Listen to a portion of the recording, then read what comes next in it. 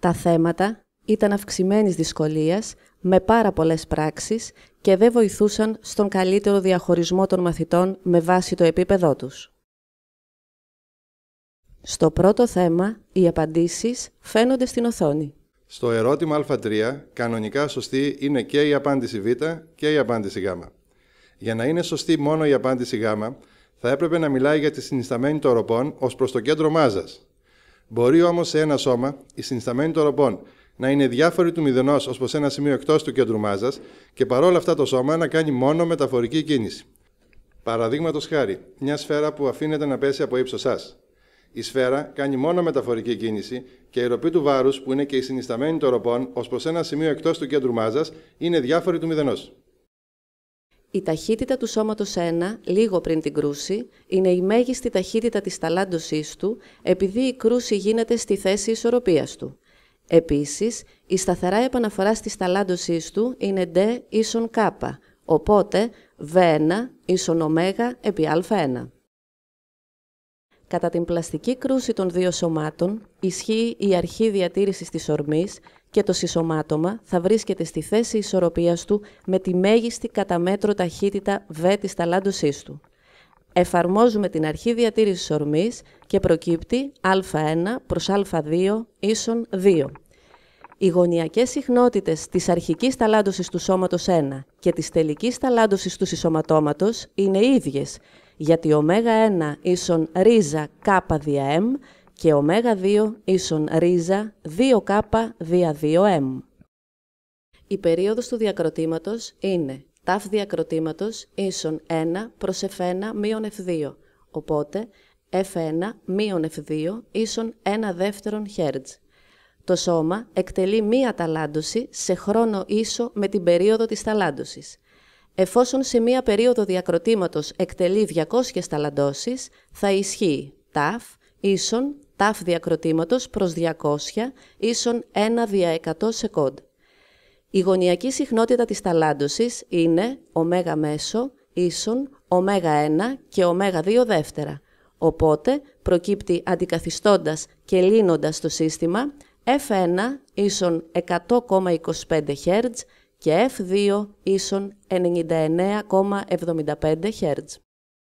Το θέμα Β3 διαπραγματεύεται ειδικές περιπτώσεις ελαστικής κρούσης και η απάντησή του φαίνεται στην οθόνη. Μετά την κρούση με τον τοίχο, το σώμα M2 θα έχει ταχύτητα V2 ίσον μείον V2 τόνος.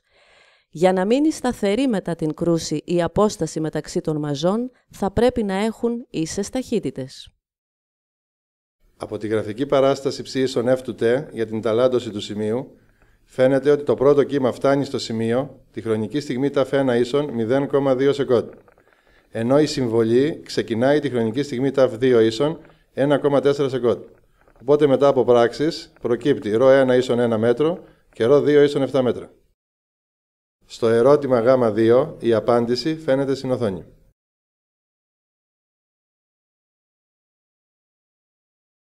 Εφαρμόζουμε την αρχή διατήρηση ενέργειας για την ταλάντωση του σημείου και υπολογίζουμε έτσι την ταχύτητα του σημείου V ίσον 25π επί 10⁻³ μέτρα ανά σεκόντ. Η αλλαγή της συχνότητας έχει σαν συνέπεια να αλλάξει και το μήκος κύματος λάμδα, επομένως να αλλάξει και το πλάτος της ταλάντωσης του σημείου. Η ταχύτητα διάδοσης των κυμάτων δεν αλλάζει γιατί εξαρτάται από τις ιδιότητες του μέσου. Η απάντηση στη συνέχεια του ερωτήματος φαίνεται στην οθόνη. Το ερώτημα Δ1 αποτελεί εφαρμογή των συνθηκών ισορροπίας στερεού σώματος και η απάντησή του φαίνεται στην οθόνη. Εάν κάποιος επιλέξει να αναλύσει τις δυνάμεις σε άξονες παράλληλο και κάθετο στη ράβδο, θα του προκύψει 0 η κάθετη συνιστόσα της δύναμης του άξονα στη ράβδο, οπότε η δύναμη του άξονα θα ταυτίζεται με την άλλη συνιστόσα, δηλαδή θα έχει τη διεύθυνση της ράβδου.